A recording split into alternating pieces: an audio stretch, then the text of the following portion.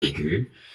On va diviser cette présentation en plusieurs parties puisqu'il s'agit d'un sujet qui peut être assez long et pour ne pas surcharger cette vidéo, on va donc diviser le cours. Je vous mets tout de suite ici la bibliographie, les sources qui m'ont été utiles pour réaliser ce cours. Je vous les remettrai, si vous le souhaitez, en description. Donc, en guise de rappel et de généralité, la pancréatite aiguë, ça correspond à une affection inflammatoire aiguë de la glande pancréatique, avec une autodigestion de cette dernière par des enzymes protéolytiques. Il faut bien distinguer tout de suite deux types de pancréatite aiguë, une forme qui est dite œdémateuse, qui représente l'immense majorité des cas et qui a un pronostic bénin dans la plupart des cas, et la forme nécrotico-hémorragique qui représente entre 5 et 20% des situations, qui pourra avoir un pronostic plus réservé. Les deux causes les plus fréquentes sont la lithiase biliaire et l'alcool. On le reverra, mais devant toute première pancréatite aiguë après 40 à 50 ans, il faudra se méfier d'une cause tumorale sous-jacente. On l'a dit, la mortalité est variable, très faible et proche de 0% pour les formes œdémateuses, mais pouvant monter jusqu'à 30 à 50% dans les formes nécrotiques, du moment qu'il y aura une surinfection de la nécrose. Voici ici un aperçu de la très grande liste des causes de pancréatite aiguë, avec ici les causes alcooliques et lithiasiques qui sont les plus fréquentes. On parlera très rapidement des causes tumorales. Les causes plus rares ne seront pas abordées dans ce cours aujourd'hui. Comment pose-t-on le diagnostic de pancréatite aiguë? La révision de la conférence d'Atlanta de 2012 a bien mis les choses au clair. Une pancréatite aiguë est diagnostiquée devant une douleur abdominale aiguë typique, épigastrique, transfixiante, et avec l'association d'au moins un des deux critères parmi une hyperlipasémie supérieure ou égale à 3 fois la normale ou une imagerie compatible. La lipasémie doit être réalisée lors de l'admission, et il faut savoir que si le patient consulte après plusieurs jours du début des douleurs, elle peut être normalisée ou élevée, mais pas au-delà de ce seuil de 3 fois la normale. C'est donc dans ces cas-là qu'on pourra réaliser une imagerie. Il faut savoir également que dans les formes peu graves de pancréatite aiguë, l'imagerie peut être tout à fait normale. Quels sont les buts de l'imagerie? Nous l'avons vu, l'imagerie peut servir au diagnostic positif en cas de doute, par exemple si la lipasémie n'est pas assez élevée, ou si le tableau clinique est un peu atypique, si on se retrouve devant un abdomen aigu douloureux, mais pas totalement typique d'une douleur pancréatique. L'imagerie, qui conviendra de réaliser au bout de quelques jours, pas en phase immédiate, servira à décrire les lésions, à la fois les lésions pancréatiques, avec une éventuelle nécrose parenchymateuse, et les lésions extra-pancréatiques, avec les collections et les coulées nécrotiques. L'imagerie permettra également de nous orienter vers une cause, que ce soit biliaire ou alcoolique, et de rechercher des complications qui en général surviennent dans une phase un peu plus tardive de la maladie. Enfin, l'imagerie peut servir à guider un traitement. Par exemple, le traitement d'un pseudo-anévrisme artériel ou peut permettre de guider un drainage d'une collection ou d'une coulée nécrotique. Donc l'examen roi pour toutes ces choses-là sera le scanner, sauf peut-être pour la recherche de calcul où l'échographie reste le meilleur examen. Sinon, dans les autres cas, on fera un scanner avec une phase injectée au temps portal à 70-80 secondes qui sera indispensable. L'hélice sans injection peut être réalisé également à la phase initiale pour rechercher d'éventuelles calcifications pancréatiques, d'éventuels calculs biliaires. Et on peut également réaliser une phase artérielle différée à la phase pancréatique, à environ 40 secondes, au moins une fois dans le bilan. Donc on l'a dit, l'imagerie, dans l'immense majorité des cas, n'est pas à faire en phase aiguë, sauf quand il existe un doute diagnostique. Ici, c'était un patient qui venait pour une douleur épigastrique brutale, avec un abdomen aigu chirurgical. Et en fait, on voit que ce patient avait un ulcère gastro-duodénal perforé responsable de sa douleur. Donc dans les cas un petit peu atypiques, l'imagerie permet de redresser le diagnostic. S'il y a bien une imagerie, par contre, à faire rapidement, c'est une échographie abdominale centrée sur la vésicule et sur le foie.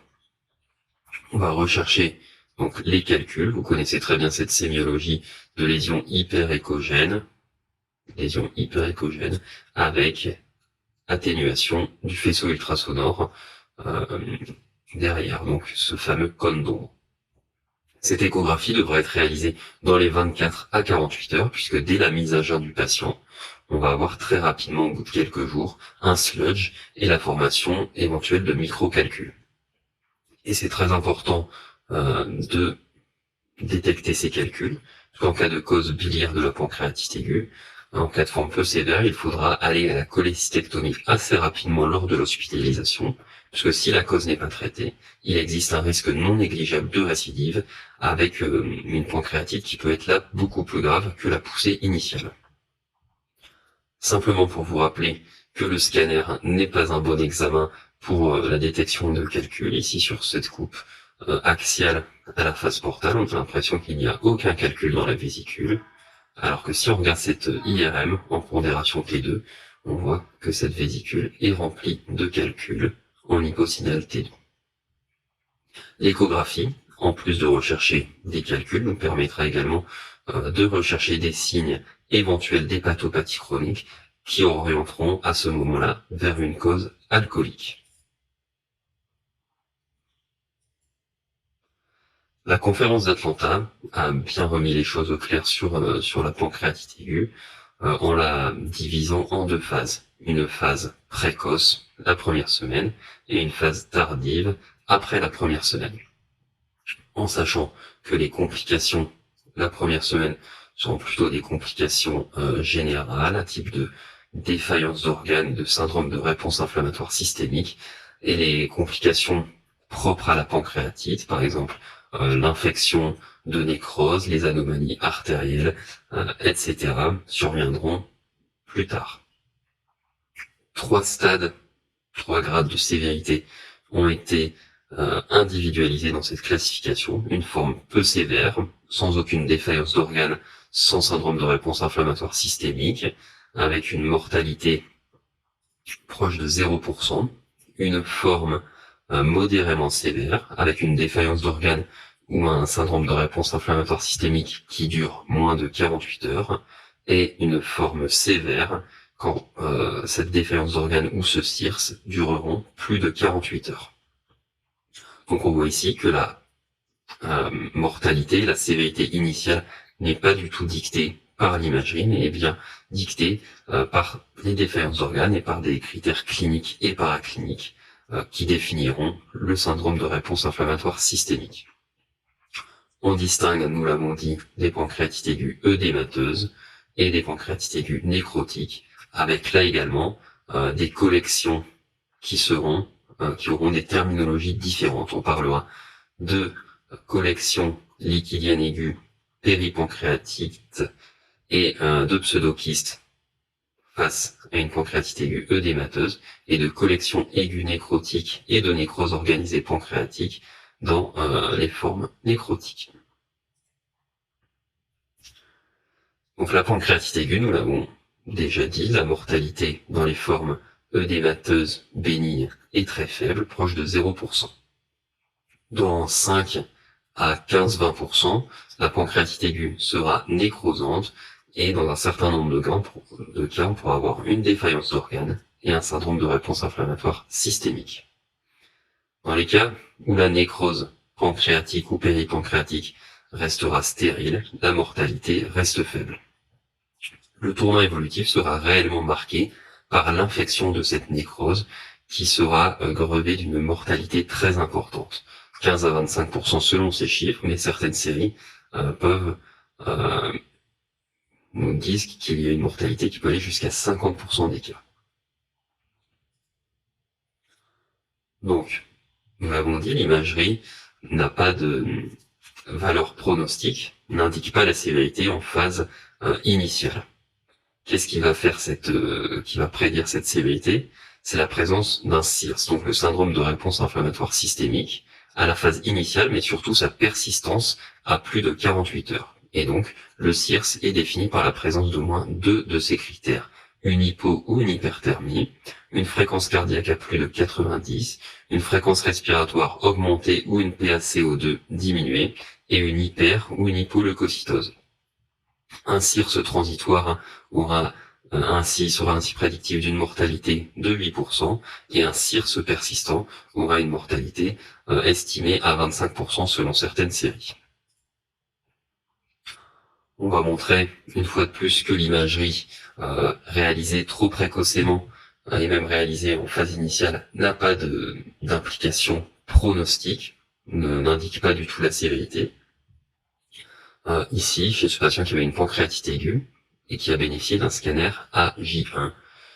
On voit ici le pancréas un petit peu hypertrophié, délobulé, qui semble conserver un rehaussement tout à fait satisfaisant. En péripancréatique, on visualise une infiltration et de minimes collections adjacentes. Le patient se dégradant et bénéficie d'une nouvelle imagerie AJ3 et on voit cette fois-ci un défaut de rehaussement intéressant la quasi-totalité de la glande pancréatique, indiquant une nécrose parenchymateuse. On peut noter également l'aggravation, la majoration des coulées péripancréatiques et des coulées à distance. Le patient est malheureusement décédé à J5 de défaillance d'organes. Ce qu'il faut retenir de cette situation, c'est que l'imagerie, dans le bilan initial de la pancréatite aiguë, doit être réalisée au moins 3 jours après le début des douleurs. La conférence d'Atlanta préconise également d'attendre 5 jours, mais ce n'est pas toujours réalisable en pratique courante. Cette imagerie, si elle est faite trop précocement, va sous-estimer les lésions et donc va être potentiellement faussement rassurante, comme dans le cas qu'on a vu ici. L'imagerie trop précoce n'a pas non plus d'intérêt, puisque tout ce qui est complications locales de la pancréatite aiguë, par exemple les surinfections de nécrose ou les complications vasculaires, surviennent dans une phase plus tardive, typiquement après 2 semaines d'évolution. Pas de corrélation à la sévérité. Et la mortalité, comme montré dans une diapositive précédente, est corrélée à la présence et à la persistance des défaillances d'organes et du CIRS.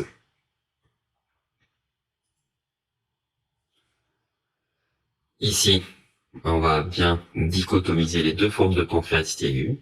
Ici, une forme dite œdémateuse, avec une hypertrophie de la glande pancréatique et une petite infiltration péripancréatique. Notez que dans les formes tout à fait bénignes de pancréatite aiguë, l'imagerie peut être normale.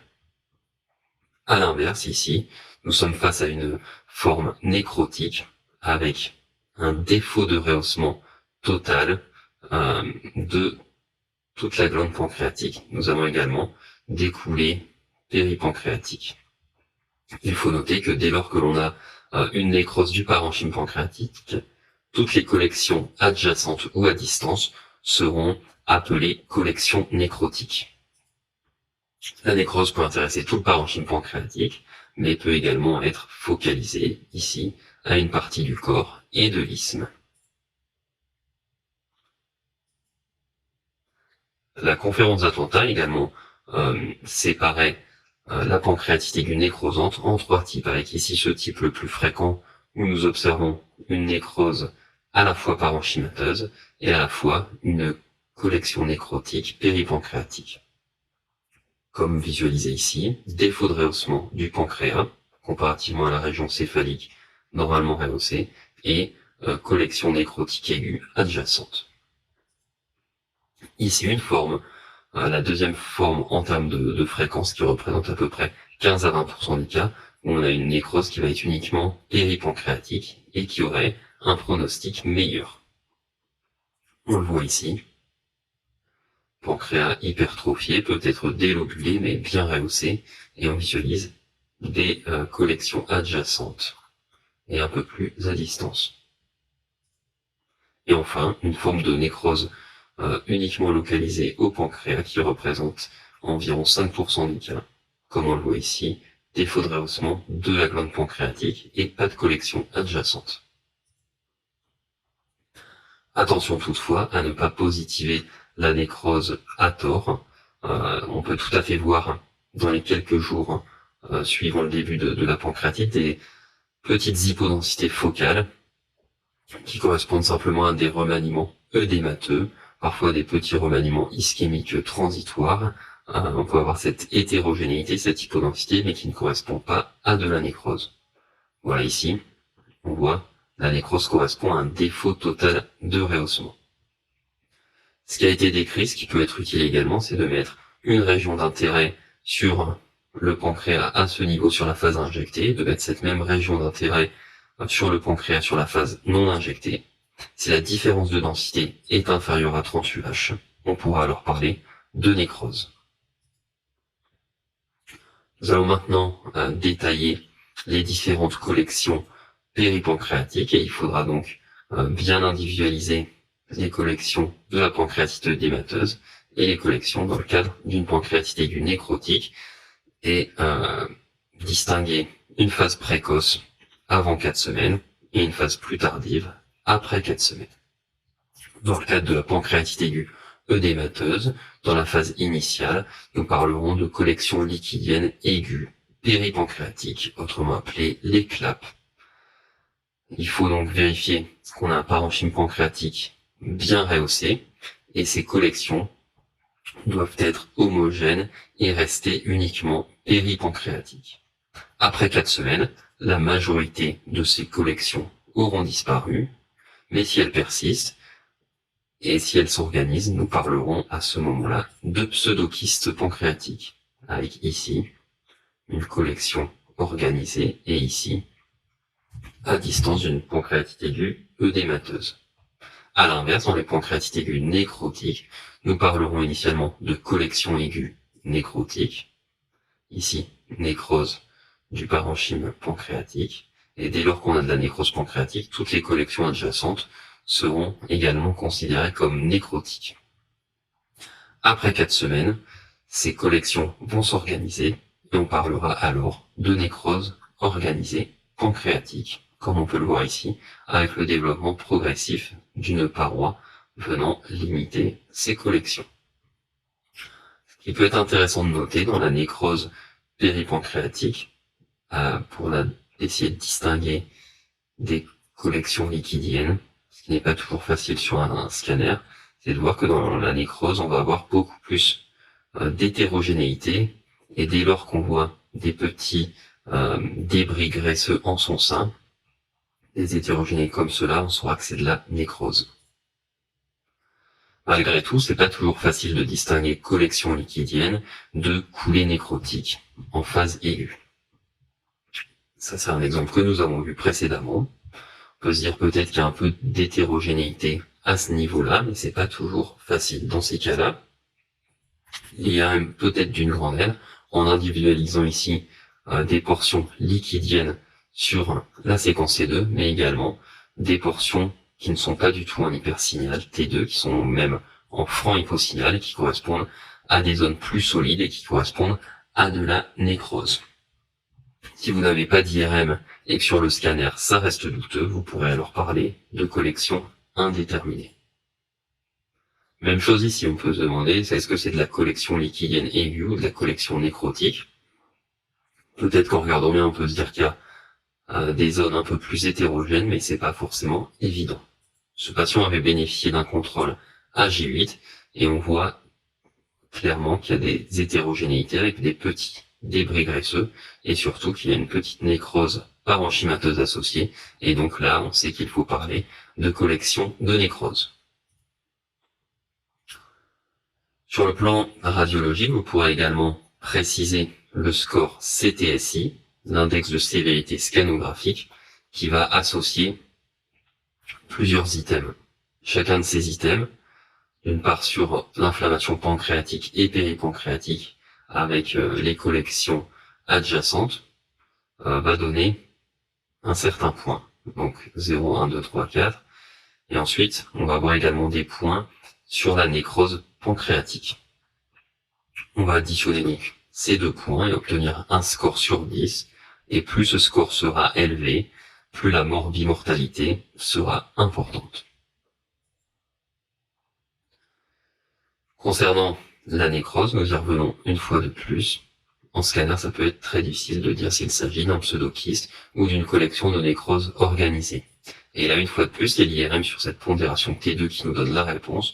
On voit quelque chose de très hétérogène en hyposignal T2, sans aucune portion liquidienne, et là, on peut parler de nécrose organisée pancréatique.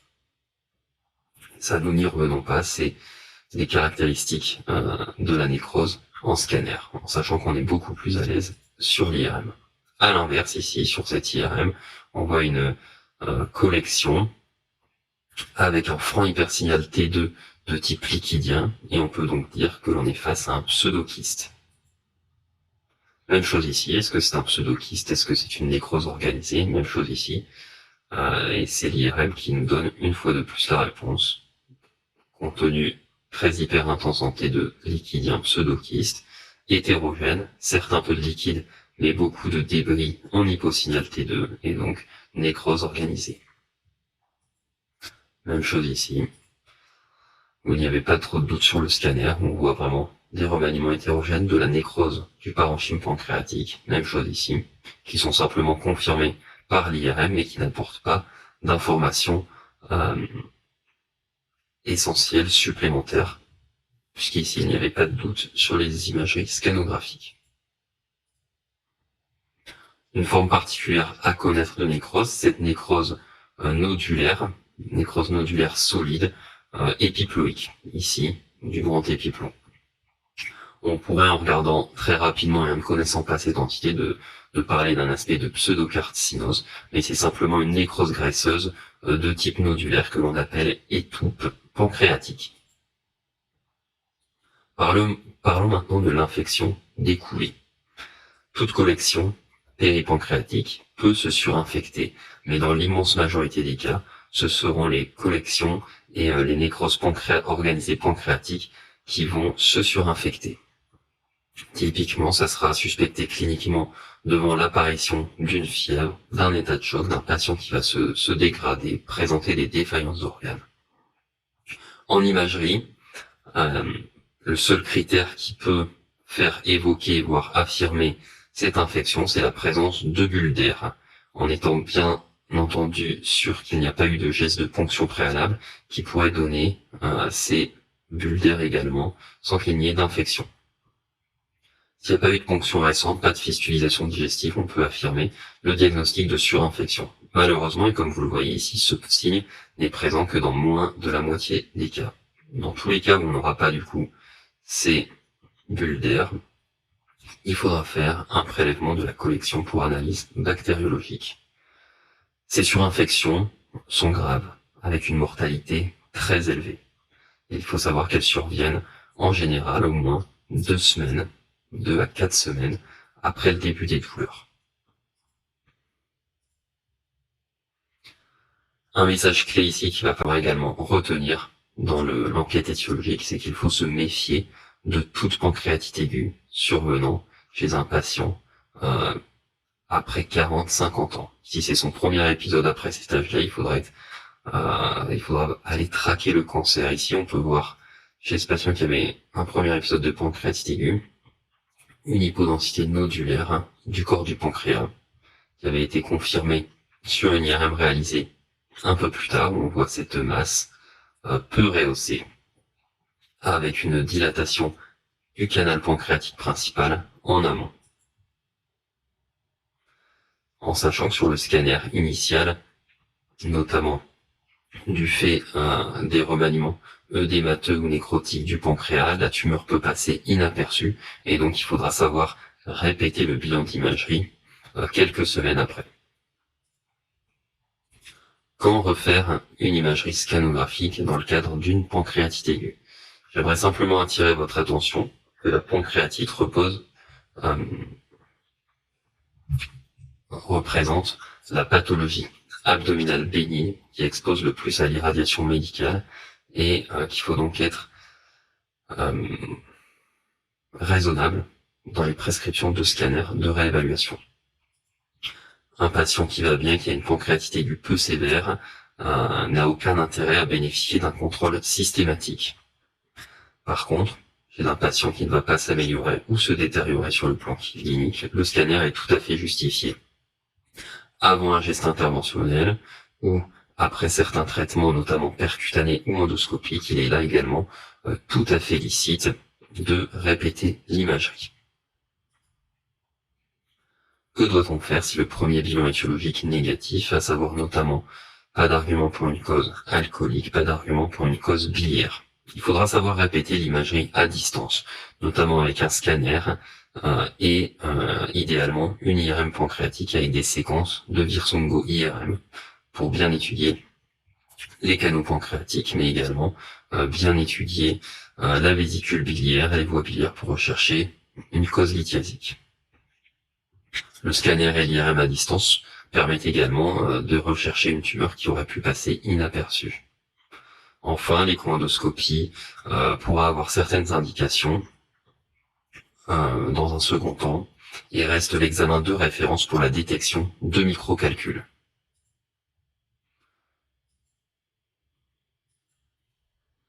En conclusion de cette première partie, j'aimerais que vous reteniez qu'il n'y a pas d'indication de l'imagerie en urgence, en tout cas dans les 3 premiers jours pour un diagnostic de pancréatite aiguë. On réalisera l'imagerie seulement s'il y a un doute diagnostique, que le tableau clinique est atypique ou sévère d'emblée, ou si l'hyperlipasémie ne dépasse pas 3 fois la normale. Ce qu'il faudra par contre réaliser assez rapidement, dans les 24 à 48 heures, c'est une échographie centrée sur la vésicule, puisqu'en cas de cause biliaire et en cas de pancréatite aiguë peu sévère, le patient devra bénéficier d'une cholécystectomie au cours de l'hospitalisation pour prévenir les récidives. La gravité initiale et dans les 48-72 premières heures sera évaluée, sera estimée par la présence de défaillance d'organes et d'un syndrome de réponse inflammatoire systémique. En théorie, le scanner n'est pas indispensable pour les formes peu sévères de pancréatite aiguë. En pratique, quasiment tous les patients bénéficient de leur imagerie scanographique. Ce bilan scanographique est à réaliser au moins 3 jours après le début des douleurs. Un patient qui va bien, qui a une forme peu sévère de pancréatite aiguë, ne doit pas être contrôlé par scanner de façon systématique. Il est bien important de connaître cette classification d'Atlanta avec la distinction pancréatite œdémateuse versus nécrotique et de bien connaître les différentes collections. Donc collection liquidienne aiguë péripancréatique pseudokyste versus collection nécrotique aiguë et nécrose organisée. Le tournant évolutif, dans les quelques semaines après le début de la maladie, sera la nécrose pancréatique, mais surtout son infection, qui est grevée d'un très mauvais pronostic. Enfin, on le répète, mais j'insiste, il faudra savoir se méfier de toute première poussée de pancréatite aiguë, après 40 à 50 ans, pour ne pas méconnaître une cause tumorale. Merci d'avoir suivi ce cours. Si vous avez des remarques, des commentaires ou des suggestions sur d'éventuels sujets à traiter par la suite, vous pouvez m'en faire part en commentaire. Je vous souhaite une très bonne journée. À bientôt.